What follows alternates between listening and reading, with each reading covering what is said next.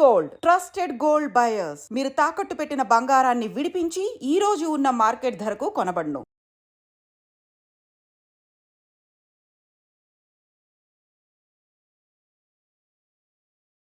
జమ్మూ కాశ్మీర్ పెహల్గామ్ లో జరిగినటువంటి ఉగ్ర దాడి 26 మంది చనిపోయినరు. అమాయకులైన పర్యాటకులు చనిపోయిన పరిస్థితి. దేశమంతా అట్టుడుగుతున్న సిచ్యువేషన్ కనిపిస్తోంది. అట్లాగే అక్కడ జరిగినటువంటి ఇన్సిడెంట్స్ అండ్ ఎవరైతే బాధితులు ఉన్నారో వాళ్ళు మాట్లాడిన మాటల తర్వాత మాత్రం ఇండియా రియాక్ట్ అయింది, యాజ్ వెల్ యాజ్ పాకిస్తాన్ కూడా రియాక్ట్ అవుతున్న సిచ్యువేషన్. మాట్లాడదాం. మనతో పాటు ఉన్నారు ముస్లిం మత పెద్దలు అట్లాగే మైనార్టీ పరిరక్షణ కమిటీ లీడర్ ఫారూక్ షుబ్లీ గారు. సార్ నమస్తే. సార్ నమస్తే అమ్మా. Yes sir. సార్ ఎట్లున్నారు sir? Yeah absolutely fine. Yes. దేశంలో జరుగుతున్న సిచ్యువేషన్ ని మీరు చూస్తూ ఉన్నారు. 2 రోజులుగా అట్టుడుకుతున్న సిచ్యువేషన్ అయితే కనిపిస్తోంది సార్, మీరు చూస్తూ ఉన్నారు. Sir what is the reason అనుకుంటున్నారు? ఉగ్ర దాడి ఇన్ని డేస్ ఆఫ్ గ్యాప్ తర్వాత అది జమ్మూ కాశ్మీర్ లో జరగడం, అమాయకులు చనిపోవడం ఎట్లా చూస్తున్నారు సార్ ఈ ఇన్సిడెంట్ ని? అమ్మా, మీకు ఐ డ్రీమ్ ప్రేక్షకులందరికీ కూడా నమస్కారం అండి. మీరు ఎలా ఉన్నారు అంటే బాగున్నాను అని చెప్పాను, కానీ వాస్తవంగా మనసు అయితే బాగాలేదు తల్లి. దానికి కారణం ఏంటంటే ఎవరము బాలేం. ఎగ్జాక్ట్లీ ఎందుకంటే అమాయకులమైనటువంటి ప్రజలు, అభం శుభం తెలియనటువంటి ప్రజలు, వారు పర్యాటకులుగా అక్కడికి వెళ్తే వాళ్ళని అంత దారుణంగా వాళ్ళని చంపివేసినటువంటి ఏదైతే ఘటన ఉందో అది ప్రతి ఒక్కరికి కూడాను, మానవతావాదులు ఎవరైతే ఉన్నారో కుల మతాలకు అతీతంగా యాజ్ ఏ ఇండియన్ గా ప్రతి ఒక్కరు కూడాను బాధపడుతున్నారు. ప్రతి ఒక్కరు కూడాను బాధలో ఉన్నారు. ఇది జరగడానికి కారణం ఏంటి అని చెప్పేసి మీరు ఒక సూటి ప్రశ్న అడిగారు.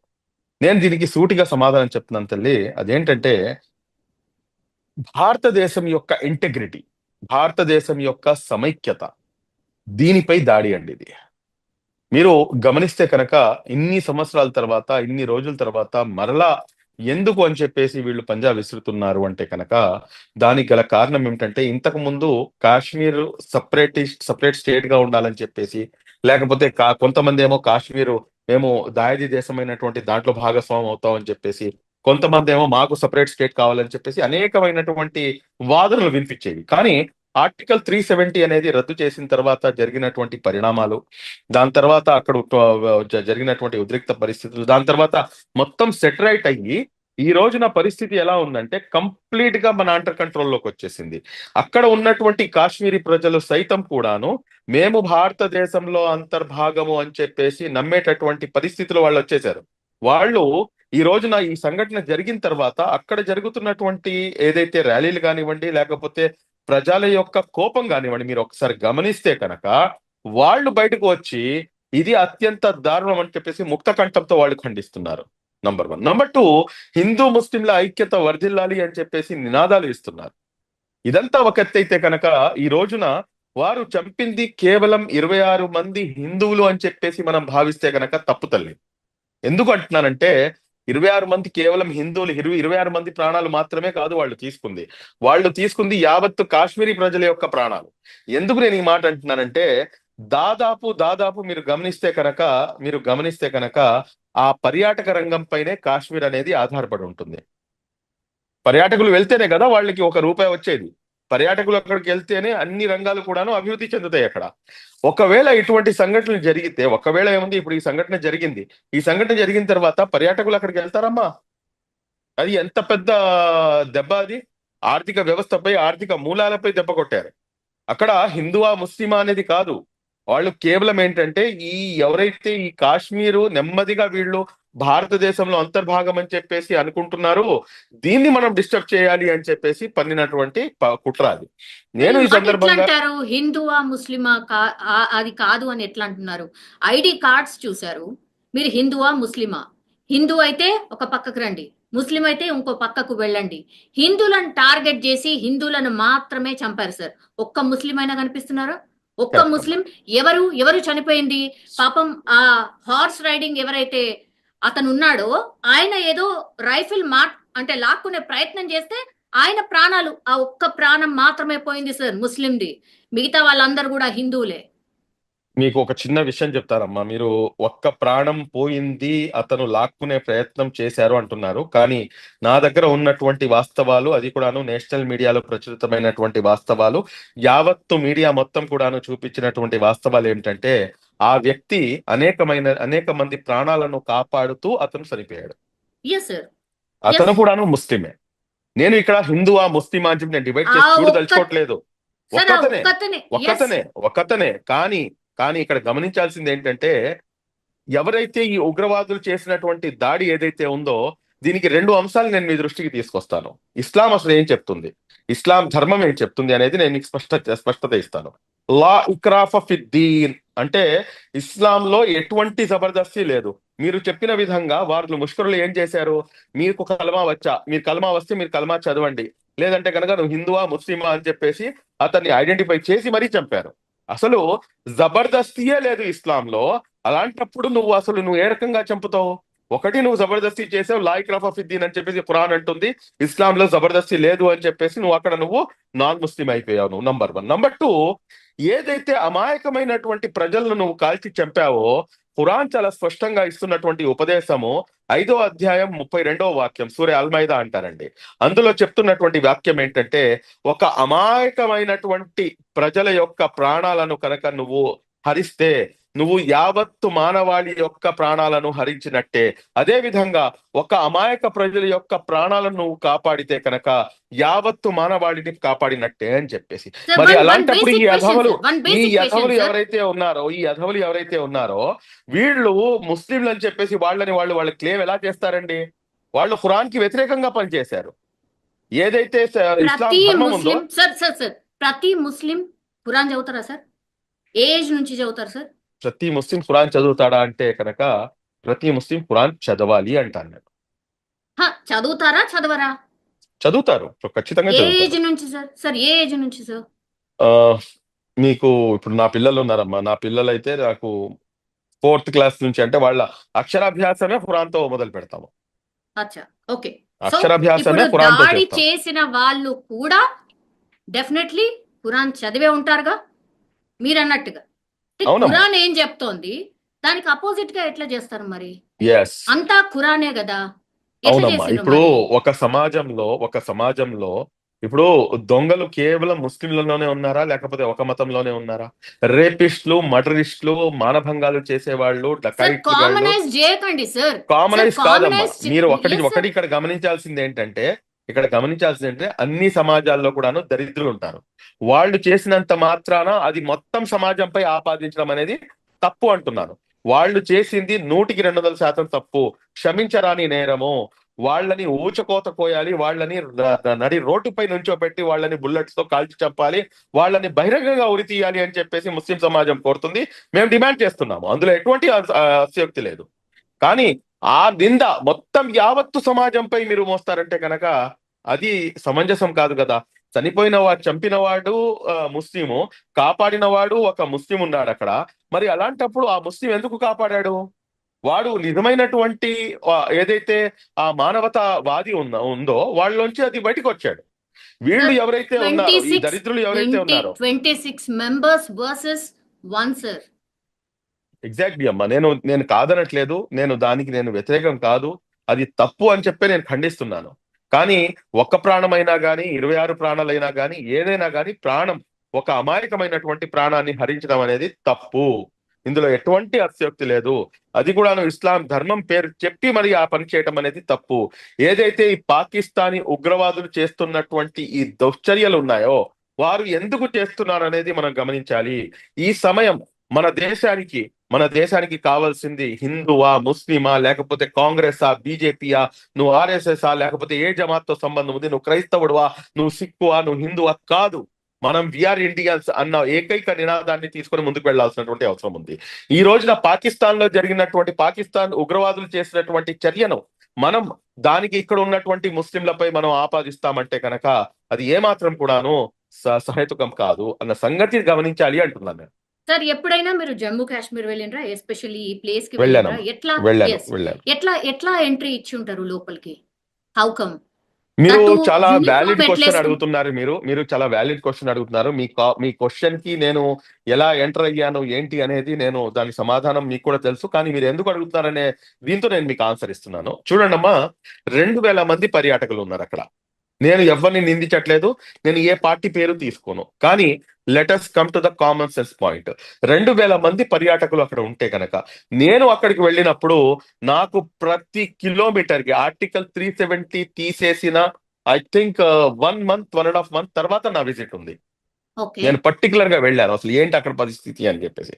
అప్పుడు ఉన్నటువంటి పరిస్థితి ఏంటంటే ప్రతి అడుగు తీసి అడుగు వేస్తే ఆర్మీ దళాలు పూర్తిగా ఆక్యుపై చేసుకొని వాళ్ళు పూర్తిగా సెక్యూరిటీగా ఉన్నారు. కానీ ఇది కంటిన్యూస్ ప్రాసెస్. కాశ్మీర్ అంటే కొంచెం ఈ విధంగా ఉంటుంది కాబట్టి, అది కాకుండా పర్యాటకులు వస్తారు కాబట్టి అక్కడ సెక్యూరిటీ అనేది చాలా ఎక్కువగా ఉంటుంది. మరి అలాంటప్పుడు ఏదైతే ఈ సంఘటన జరిగిందో ఆ సంఘటన జరిగిన ప్రాంతం నుంచి ఏదైతే మెయిన్ సిటీ ఉందో అది 250 కిలోమీటర్ల లోపలికి వెళ్ళాలి. అంత లోపలికి వెళ్ళడానికి అక్కడ 2000 మంది పర్యాటకులు ఉంటే అక్కడ ఉన్నటువంటి సెక్యూరిటీ ఏంటమ్మా? నేషనల్ మీడియాలో ఒక మీడియా ఛానల్లో కూర్చొని ఇంకో మీడియా పేరు తీసుకోకూడదు కాబట్టి నేను పేరు తీసుకోవట్లేదు. ఒక ప్రముఖ నేషనల్ మీడియాలో ఒక రిపోర్టర్ రిపోర్టింగ్ చేస్తూ అత్యంత దారుణమైనటువంటి సెక్యూరిటీ ఇక్కడ ఉంది, ఇక్కడ సెక్యూరిటీ అసలు ఏ మాత్రం లేదు, ఇది అత్యంత దారుణం అని చెప్పేసి అతను కూడాను రిపోర్ట్ చేయడం జరిగింది. నేను ఇక్కడ ఒకళ్ళని నేను తప్పు పట్టట్లేదు. నేను ఇక్కడ చెప్తుంది ఏంటంటే మా తప్పుల్ని కూడా మేము సరిదిద్దుకోవాల్సినటువంటి అవసరం ఉంది అని చెప్పేసి నేను చెప్తున్నాను అంతే. ఏదో రకంగా ఎవరైతే ఈ ముష్కరులు ఉన్నారో వాళ్ళు ఏదో ఒక మార్గం ద్వారా ఎంటర్ అయి ఉంటారు కదా. వాళ్ళు అంత ఈజీగా ఎలా ఎంటర్ అయ్యారు? ఎవరు వాళ్ళకి సహకరించారు? ఎవరు ఎవరు ఎవరు వాళ్ళకి సహకరించుంటారు సార్? ఎవరు సహకరించుంటారు? జమ్మూ ఎవరు కాశ్మీర్ లో సహకరించుంటారంటే ఉన్నటువంటి లోకల్ నేను పీపుల్ నేను చెప్పలేను కదా. తల్లి, నాకు దాని అంటే గురించి నాకు అవగాహన లేనప్పుడు ఖచ్చితంగా ఎవరో అంటే ఒకరు ఒక సహకరించుంటారు. ఖచ్చితంగా ఎవరో ఒకరు సహకరించుంటారు. బట్ ఎవరు యాడింగ్ సహకరించారు ఆన్ అంటే యాడింగ్ ఆన్ సార్, ఏపీకి సంబంధించిన మధుసూదన్ రావు అని ఒకతను చనిపోయాడు సార్. మీరు చూసే ఉంటారు నాకు తెలిసి. చూశానమ్మా. యా, వాళ్ళ మిస్సెస్ ఇచ్చినటువంటి ఎస్, స్టేట్మెంట్ కూడా విన్నాను నేను. చూసారు కదా. లోకల్ వాళ్ళు కూడా కొంత మిస్గైడ్ చేశారు అన్నటువంటి మాట చెప్పింది సార్. మీరు విన్నారా? నేను అట్లా విన్నాను జరిగి తల్లి. ఉండొచ్చా? అట్లా జరిగి అలా ఉండొచ్చా? జరగడానికి నేను ఇప్పుడు ఆవిడ ఇచ్చిన స్టేట్మెంట్ కి అయితే నేను కౌంటర్ అయితే చేయలేను. ఎందుకంటే అక్కడికి వెళ్ళొచ్చిన ఆవిడ మాటకి నేను కౌంటర్ ఇవ్వలేను. కానీ నేను మీకు ఇండియన్ ఎక్స్ప్రెస్ ఏదైతే ఆర్టికల్ ఉందో ఆ ఆర్టికల్ ఇవాళ మార్నింగే ప్రచురితమైంది. Pahalgam guide became guardian angel for Chhattisgarh BJP worker, hug the children, save their lives అని చెప్పేసి ఎవరైతే బీజేపీకి ఛత్తీస్గఢ్ కి చెందినటువంటి యువ నాయకుడు ఉన్నారో ఆయన పేరు వచ్చేసి అగర్వాల్ అండి. 35 సంవత్సరాలు ఆయనకి. ఆయన ఇచ్చినటువంటి స్టేట్మెంట్ ఇండియన్ ఎక్స్ప్రెస్ ఆర్టికల్లో వచ్చింది. ఈ వ్యక్తి ఎవరైతే ఉన్నాడో ఈ కాశ్మీర్ కి చెందినటువంటి వ్యక్తి, ఇతను మా యొక్క ప్రాణాలను కాపాడాడు అని చెప్పేసి ఇస్తున్నటువంటి స్టేట్మెంట్. 11 మంది ప్రాణాలు ఐ థింక్ ఉండవచ్చు. నేను కాదు అని చెప్పేసి నేను చెప్పను. మేబీ కొంతమంది ఏమైనా చేసి ఉండవచ్చు, లేకపోతే జరగవచ్చు. కానీ ఈ అంశం జరిగిన తర్వాత మీరు చూడండి, కాశ్మీర్ లో బయటకు వచ్చి ప్రజలు చేస్తున్నటువంటి నినాదాలు ఏమిటి, వారు చేస్తున్నటువంటి అంశం ఏంటి అనేది కూడాను ఒకసారి క్షుణ్ణంగా గమనించండి. ఇంతకు ముందు గతంలో మనం ఇది చూసామా? ఈ రోజున వాళ్ళు భారతదేశంలో అంతర్భాగం మేము అని చెప్పేసి నమ్మి వాళ్ళు ఇస్తున్నటువంటి నినాదాలు హిందూ ముస్లింల ఐక్యత వర్ధిల్లాలి అని చెప్పేసి, మేము భారతదేశంలో అంతర్భాగం అని చెప్పేసి వాళ్ళు చెప్తున్నటువంటి మాట అది 100% వెల్కమ్ చేయాల్సినటువంటి అంశం. ఉండవచ్చు ఒకళ్ళో ఇద్దరో లేకపోతే ఒక పర్సంటేజ్ ఆఫ్ పీపుల్ ఎవరైనా ఉండవచ్చు, వాళ్ళని కూడాను మనం పట్టుకోవాల్సినటువంటి అవసరం ఉంది అంటాను నేను. Yeah, okay, right sir. నిన్న తను మాట్లాడుతూ కూడా ఇంకో మాట అండి సార్. కాల్చేటప్పుడు కూడా ప్రాధేయపడుతున్నా కూడా మమ్మల్ని వదిలేయండి అని బిడ్డ ప్రాధేయపడ్డా, చనిపోయిన వాళ్ళను మళ్ళా కాల్చిండ్రు. అట్లాగే నన్ను కూడా కాల్ చేయు అంటే లేదు మిమ్మల్ని కాల్చాం, ఇక్కడ ఏం జరిగిందో వెళ్ళి మీ మోడీకి చెప్పు అన్నటువంటి మాట చెప్పింది సార్. దీన్ని ఎట్లా అర్థం చేసుకోవాలి? వెళ్ళి మీ మోడీకి చెప్పు అంటే కోపం అంతా మోడీ పైన, లేకపోతే భారతదేశీయుల పైన, ఎవరి మీద? మోదీ గారు ఈ దేశానికి ప్రధానమంత్రి కాబట్టి వాడు ఆ రకంగా చెప్పి ఉండవచ్చు. మోదీ గారి మీద కోపం అంటే కనుక ఇప్పుడు ఉన్న పరిస్థితుల్లో నేను చెప్తున్నాను కదా తల్లి, at this point of time బీజేపీయా లేకపోతే కాంగ్రెసా లేకపోతే ఇంకో పార్టీయా, రాజకీయాలకు అతీతంగా, కుల మతాలకు అతీతంగా we should stand behind our honourable prime minister mister Modi. ఆయన ఎటువంటి స్టెప్ తీసుకున్నా కానీ ఆయనతో పాటు భారతదేశంలో నివసిస్తున్నటువంటి 130-140 కోట్ల మంది ప్రజలు మనమందరం కూడాను ఆయన వెనకాల నిల్చోవాల్సినటువంటి పరిస్థితి, అందులో ఎటువంటి డౌట్ లేదు. ఎస్, మాకు డిఫరెన్స్ ఆఫ్ ఒపీనియన్స్ ఉండవచ్చు. మేము ఒక కుటుంబంలో ఉన్నప్పుడు ఒక మొగుడు పెళ్ళాం ఇద్దరు పిల్లలు ఉంటేనే డిఫరెన్స్ ఆఫ్ ఒపీనియన్స్ ఉండవచ్చు. మాకు అనేకమైనటువంటి ఒపీనియన్స్ ఉండవచ్చు. రీసెంట్ గా ఉన్నటువంటి ఏదైతే వక్ఫ్ అమెండ్మెంట్ యాక్ట్ తీసుకొచ్చారో దానిపై మొత్తం దేశవ్యాప్తంగా కూడాను నిరసనలు జరుగుతాయి. దానిపై మేము కూర్చొని మాట్లాడుకుంటాం. కానీ దేశ సమగ్రతపై, దేశంలో ఉన్నటువంటి అమాయకమైనటువంటి ప్రజలను హతమారుస్తున్నప్పుడు మేము ఇక్కడ కూర్చొని నువ్వు హిందూవి, నేను ముస్లింని, లేకపోతే నువ్వు ఆక పార్టీ, నువ్వు ఈ పార్టీ అని చెప్పేసి మాట్లాడుకునేటటువంటి పరిస్థితి ఏ మాత్రం కూడా ఉండకూడదు. ఆ పరిస్థితి నుంచి బయటకు వచ్చి we are Indians, there ends the matter. అదే ఫస్ట్, అదే లాస్ట్. పాకిస్తాన్ ఏదైతే ఉగ్రదేశం ఉందో దానికి మనం ఖచ్చితంగా మనం సమాధానం చెప్పి తీరాల్సినటువంటి అవసరం ఉంది. అందులో పాకిస్తాన్ ఉగ్రదేశమేనా? ఎనీ డౌట్ అమ్మా? ఎనీ డౌటా? ఎట్లాంటి చర్యలు తీసుకోవాలా? యుద్ధం చేయాలా? ఇటువంటి తప్పుడు పనులు చేస్తున్నటువంటి తప్పుడు నా కొడుకుల్ని వాళ్ళని ఏం చేసినా పాపం లేదు. ఇటువంటి తప్పుడు పనులు చేస్తున్న ఇటువంటి అమాయక ప్రజలను పొట్టన పెట్టుకున్నటువంటి పాకిస్తాన్ ఏం చేసినా కానీ పాపం లేదు. మీకు ఒక విషయం చెప్తానమ్మా, పాకిస్తాన్ తో మాకు ఏంటి సంబంధం? పాకిస్తాన్ రాకూడదు. ట్విన్ నేషన్ థియరీకి వ్యతిరేకంగా ఉన్నటువంటి సమాజం ముస్లిం సమాజం, మన భారతదేశంలో ఉన్నటువంటి సమాజం. 2 రాష్ట్రాలుగా, 2 దేశాలుగా ఈ దేశం విభజించకూడదు అని చెప్పేసి కోరుకున్నటువంటి వాళ్ళం ఈ దేశంలో ఉన్నటువంటి ముస్లిం సోదరులు. ఆ రోజు మా దగ్గర ఆప్షన్ ఉంది, I can go to that country, but we have not chosen that country as our country. We have chosen this as our country. Maulana Abul Kalam Azad గారు, ఫస్ట్ అవర్ ఎడ్యుకేషన్ మినిస్టర్, ఆయన ఢిల్లీలో లాల్ ఖిలాపై నుంచొని ఇచ్చినటువంటి ఏదైతే స్పీచ్ ఉందో, ఓ ముస్లింలారా మీరు ఎక్కడికి వెళ్తున్నారు, ఏ దేశానికి వెళ్తున్నారు? ఇది మా దేశం, ఇది మా మాతృదేశం. ఈ దేశం కోసమే కదా 200 సంవత్సరాలు మేము ఎవరైతే ఈ దరిద్రులు ఉన్నారో, ఎవరైతే ఈ ఆంగ్లేయులు ఉన్నారో, బ్రిటిషర్స్ ఉన్నారో, వీళ్లతో పోరాడి మేము సాధించుకున్న తర్వాత ఈ రోజు కుట్ర పన్ని దేశం విడిపోతుంటే మీరు మతం ఆధారంగా ఆ దేశానికి వెళ్తారా అని చెప్పేసి చారిత్రాత్మకమైనటువంటి ఏదైతే స్పీచ్ ఉందో ఆ స్పీచ్ ని మా నరాన ఎక్కించుకున్నటువంటి పౌరులు ఈ భారతదేశంలో ఉన్నటువంటి ముస్లింలు.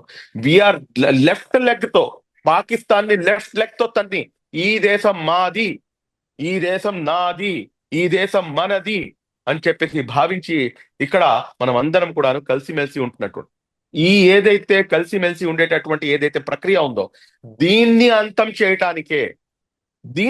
చేయటానికే వారి యొక్క కుట్ర. పాకిస్తాన్ ని కరెక్ట్ గా మన ఇండియన్ ఆర్మీ తలుచుకుంటే ఎంతసేపట్లో మటమాయం చేయగలుగుతుంది? మీరేం నమ్ముతారు చెప్పండి? మీరు చెప్పండి. ఎంతసేపు పడుతుంది? నాకు తెలిసి 24 hours is more than sufficient. మొత్తం పాకిస్తాన్ లేకుండా చేసేవచ్చు. కానీ మేము చెప్పేది ఒకటే తల్లి, పాకిస్తానా లేకపోతే ఇదా అని చెప్పి కాదు. వాడు పాకిస్తాన్ లో కూర్చొని వాడు చేస్తున్నటువంటి ఈ దుశ్చర్య ఇప్పటికి కూడాను వాళ్ళకి తెలుసు, స్పష్టంగా తెలుసు. 24 గంటలు చాలు. ఏమైంది కార్గిల్లో? ఏమైందండి కార్గిల్లో? ఏమైంది 1965 వాళ్ళలో ఏమైంది? మనకందరికీ తెలిసిందే. కానీ వాళ్ళు ఏం చేస్తారంటే మేకపోతు గాంభీర్యం ప్రదర్శిస్తున్నారు. మేకపోతు గాంభీర్యం ప్రదర్శిస్తూ ఒక్క నిమిషం, కుక్క తోక స్ట్రైట్ అయినట్టు మీరు ఎక్కడైనా చూసారా? ఎప్పుడైనా చరిత్రలో గమనించారా? కుక్క తోక వంకరే, అందులో ఎటువంటి డౌట్ లేదు. మీరు ఇక్కడ గమనించాల్సినటువంటి అంశం ఏంటంటే వారికి కావాల్సింది ఏంటంటే ఇక్కడ చిచ్చు పెట్టడం. వారు మైండ్ గేమ్ ఆడుతున్నారు. వాళ్ళ కాళ్ల నుంచి భూమి కదిలిపోయింది. నేనేమంటానంటే పాక్ ఆక్యుపైడ్ కాశ్మీర్ ని కూడాను మేము ఆక్యుపై చేయాలి. ఆక్యుపై కాదు, మా దేశం, అది మా దేశంలోని అంతర్భాగము. దాన్ని తిరిగి మేము స్వాధీనం చేసుకోవాలి. ఆ దిశగా మనం అడుగులు వేయాలి. ఈ రోజు చైనా ఉంది. చైనా ఎంత భూభాగాన్ని ఆక్రమించింది? మేము చేతులు కట్టుకొని కూర్చొని చూస్తూ ఉండాలా? నో. ఈ దేశం కోసం ముస్లిం సమాజం కాదు, ఈ దేశంలో కోసం భారతీయులు అందరూ కూడాను కుల మతాలకు అతీతంగా ప్రాణాలు త్యాగం చేశారు, చేస్తూనే ఉంటారు. దానికి ముందు వరుసలో ముస్లిం సమాజం సైతం కూడాను.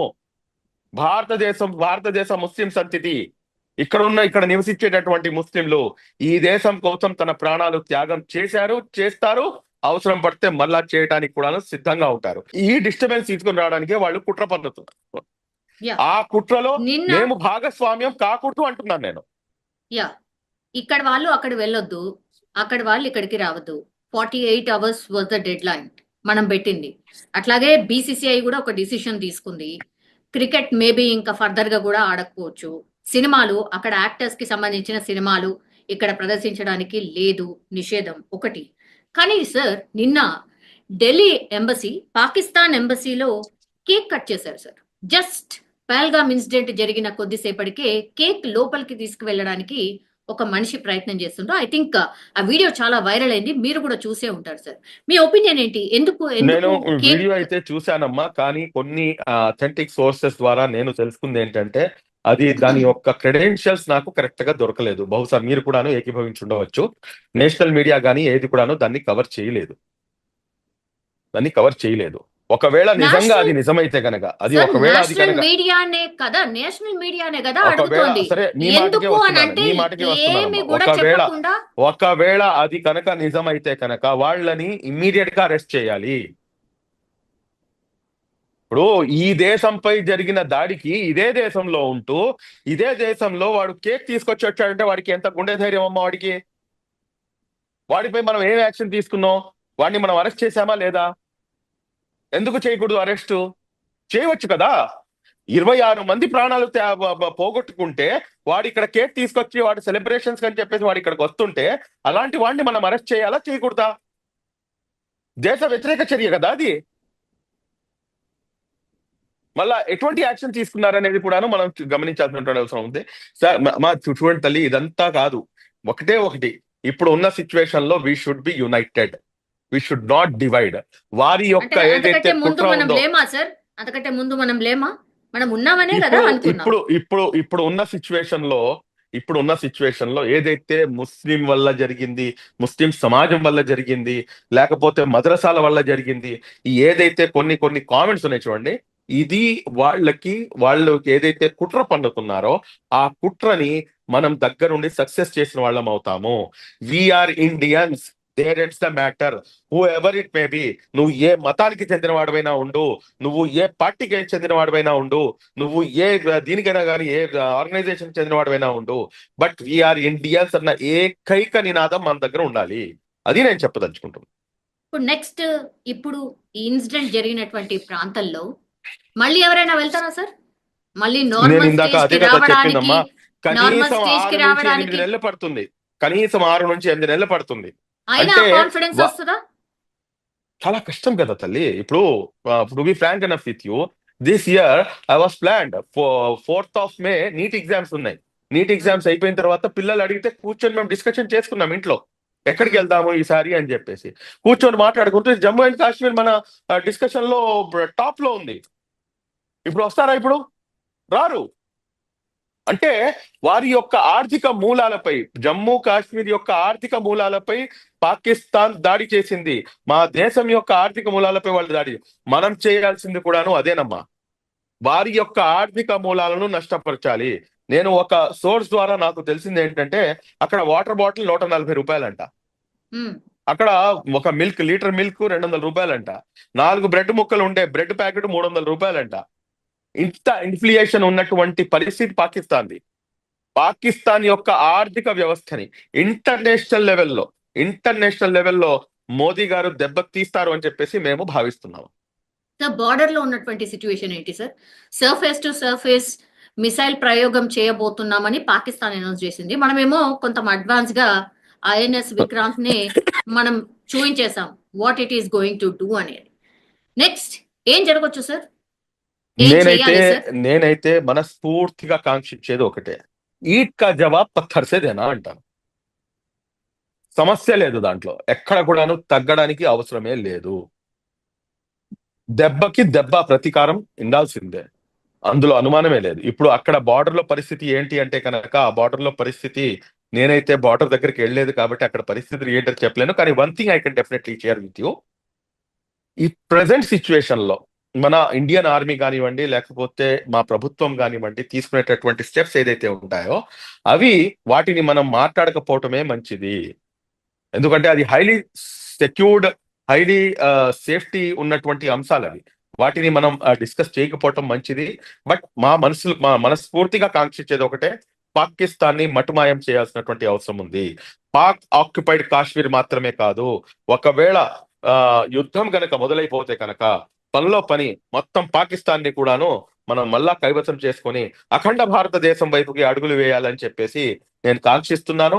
అఖండ భారతం వైపుకి అడుగులు వేయటానికి ఈ దేశంలో నివసిస్తున్నటువంటి ముస్లింలు సైతం కూడాను ఏదైతే తప్పు జరిగిందో గతంలో ఈ దేశాన్ని విభజించి ఆ తప్పుని మరలా సరిదిద్దుకొని మనం అందరం కూడా మళ్ళా అందరినీ కూడా కలిపేసుకొని అఖండ భారతదేశం వైపుకి అడుగులు వేయాలని చెప్పేసి నేనైతే కోరుకుంటాను. సార్ అంటే విడగొట్టి అడగడం కాదు కానీ సర్జికల్ స్ట్రైకా లేకపోతే యుద్ధమా సార్? ఏం జరిగే ఛాన్సెస్ కనిపిస్తున్నాయి సార్? నేనైతే మనస్ఫూర్తిగా కాంక్షిస్తాను యుద్ధమే జరగాలి. యుద్ధం జరగాల? యుద్ధం జరగాలనే కోరుకుంటాను. ఎందుకంటే వీళ్ళకి సరి అయిన గుణపాఠం నేర్పించాలి, సరి అయిన గుణపాఠం నేర్పించాలి పాకిస్తానీలకి. ఆ సమయం ఆసన్నమైంది అనుకుంటున్నాను నేను. కానీ యుద్ధ నీతి ఏదైతే ఉంటుందో ఆ యుద్ధాన్ని, ఎందుకంటే భారతదేశం చరిత్రలో ఎప్పుడు కూడాను సివిలియన్స్ పై అటాక్ చేసినటువంటి దాఖలాలు లేవు. సివిలియన్స్ ని అటాక్ చేయడం, సివిలియన్స్ ని మటుమాయం చేయడం అనేది చాలా క్రూరమైన చర్య తల్లి, చాలా క్రూరమైన చర్య. అంటే వీళ్ళు అసలు మనుషులే కాదంటాను నేను. అసలు వాళ్ళకి ఏం తెలుసండి? వాళ్ళు పాపం ఎంజాయ్ చేయడానికి వెళ్ళారు అక్కడ. వాళ్ళు ఎంజాయ్ చేయడానికి, దాంట్లో ఒక నూతన జంట ఉంది పాపం, పెళ్లి చేసుకొని హనీమూన్ ట్రిప్ అని చెప్పేసి వెళ్ళిన వాళ్ళు ఉన్నారు. వాళ్ళు చేసిన తప్పేంటి? ఎందుకని చెప్పేసి నువ్వు చంపుతావు? నువ్వు చంపుతూ మళ్ళీ ఒక మతం పేరు వాడుతూ నువ్వు చంపితే అది ఎంతవరకు సమంజసం? అది దీన్ని మనం ముక్త కంఠంతో ఖండించాల్సిన అవసరం మాత్రమే కాకుండా పాకిస్తాన్ ఉగ్రవాద దేశానికి వ్యతిరేకంగా మనం ఎంత చేసినా గాని, ఎంత చెప్పినా గాని తక్కువే. దాన్ని మటుమాయం చేయాల్సినటువంటి అవసరం ఉంది. పాకిస్తాన్ కి సరి అయిన బుద్ధి చెప్పాల్సినటువంటి అవసరం ఉంది. పాకిస్తాన్ ఖబర్దార్ అని చెప్పేసి నినదించాల్సినటువంటి అవసరం ఎంతైనా ఉంది. లాస్ట్ క్వశ్చన్ సార్, యాజ్ ముస్లిం మత పెద్దగా సార్, ఏం టాక్ నడుస్తోంది ఆర్ ఏం డిస్కషన్స్ నడుస్తున్నాయి? What is your action plan or what is your support?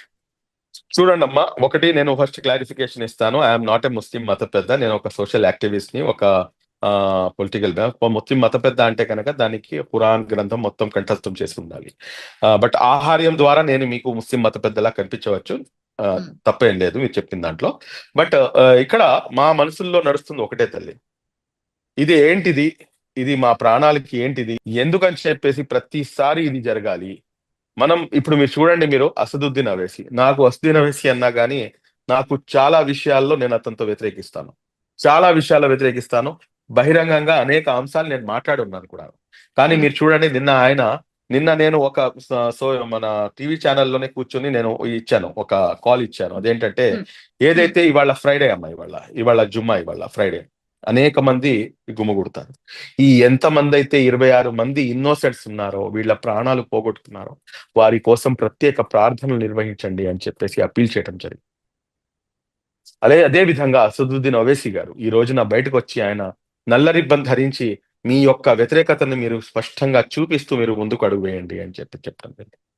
కాబట్టి ముస్లిం సమాజం భారతదేశంలోని మమేకం, భారతదేశ ముస్లిం సమాజం భారతదేశం ఐక్యత కోసం, భారతదేశ సార్వభౌమతాధికారం కోసం, భారతదేశం లౌకిక దేశంగా ఉండటం కోసం, భారతదేశం యొక్క ఏదైతే ఇంటిగ్రిటీ ఉందో దాన్ని కాపాడటానికి 24/7 365 days ఇక్కడ ఉన్నటువంటి ప్రతి ముస్లిం కూడాను అహర్నిశలు తప్పించాలి అని చెప్పేసి నేను భావిస్తాను. Yes sir, thank you sir, thank you so much మీ అభిప్రాయాన్ని తెలియజేసినందుకు. అట్లాగే ఫర్దర్ గా కూడా ఐ థింక్ ఇంకా మాట్లాడుకోవాల్సిన సిచ్యువేషన్ ఉందనుకుంటా సార్. తప్పకుండా. నమస్కారం.